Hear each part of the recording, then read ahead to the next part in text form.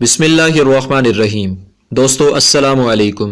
YouTube channel دلچسپ videos میں خوش آمدید۔ دوستو اگر آپ نے ابھی تک ہمارا چینل سبسکرائب نہیں کیا تو پلیز ہمارا چینل سبسکرائب کریں اور بیل کے بٹن کو لازمی دبائیں تاکہ آپ کو ہماری نئی ویڈیوز سب سے پہلے مل سکیں۔ دوستو خوابوں کی تعبیر بتانے سے پہلے تعبیر خواب کے حوالے سے کچھ ضروری اور اہم معلومات جان لیجئے۔ اللہ تعالیٰ نے خوابوں کی تعبیر کا علم سب سے پہلے انبیاء کرام میں سے حضرت یوسف علیہ السلام کو عطا فرمایا، جس کا ذکر قرآن پاک میں بھی ہے۔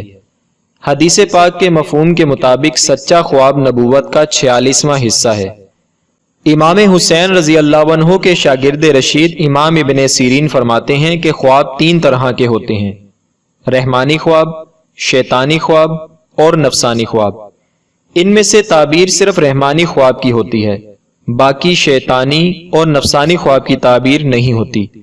رات کے ابتدائی حصے میں دیکھے جانے والے خواب کی تعبیر 5 سال میں، آدھی رات کو دیکھے جانے والے خواب کی تعبیر 5 مہینوں میں، اور فجر کا وقت شروع ہونے سے پہلے تک دیکھے جانے والے خواب کی تعبیر 10 دن تک پوری ہوتی ہے۔ وہ کون کون سے لوگ ہیں جن سے خوابوں کی تعبیر نہیں پوچھنی چاہیے؟ دوستو وہ 4 لوگ ہیں۔ نمبر 1، بے دین لوگوں سے، کیونکہ اللہ تعالیٰ ان سے ناراض ہوتا ہے۔ نمبر 2، عورتوں سے، کیونکہ ان میں عقل کم ہوتی ہے۔ نمبر 3، جاہلوں سے، کیونکہ وہ عالم نہیں ہوتے۔ نمبر 4، دشمنوں سے، کیونکہ دشمن میں خیر و برکت نہیں ہوتی۔ دوستو اگر خواب کی تعبیر پوچھنی ہو تو کسی عالم سے یا خوابوں کی تعبیر بتانے والے سے پوچھنی چاہیے۔ اگر کوئی خواب میں ڈر جائے تو اس کے 3 علاج ہیں۔ نمبر 1، 3 مرتبہ آیت الکرسی پڑھ لے۔ نمبر 2، 3 مرتبہ اعوذ باللہ من الشیطان الرجیم پڑھ کر اپنے بائیں کندھے پر 3 مرتبہ تھوکے۔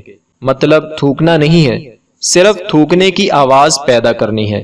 نمبر 3، اپنی کروٹ تبدیل کر لے۔ درست خواب دیکھنے اور اس کی تعبیر معلوم کرنے کے 3 طریقے ہیں۔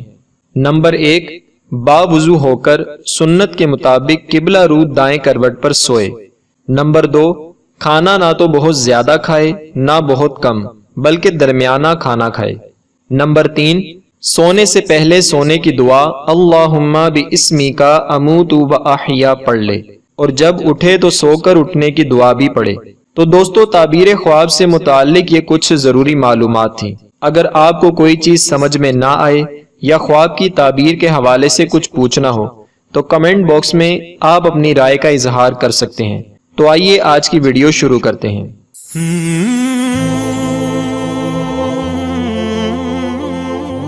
حضرت امام ابن سیرین رحمۃ اللہ تعالی علیہ فرماتے ہیں کہ اگر خواب میں دیکھے کہ حجر اسود پر ہاتھ ملتا ہے تو دلیل ہے کہ اہل حجاز سے اس کو نفع پہنچے گا، اور اگر دیکھے کہ حجر اسود کو اکھیڑا ہے تو دلیل ہے کہ بد مذہب اور بد عقیدہ اور بد اعتقاد اور ناپاک ہوگا، اور اگر دیکھے کہ حجر اسود کو پھر اس کی جگہ پر رکھ دیا ہے تو دلیل ہے کہ پھر راہ راست پر آ جائے گا، اور اگر دیکھے کہ آب زمزم پیا ہے تو دلیل ہے کہ اس کی کھوئی ہوئی چیز پھر اس کو مل جائے گی۔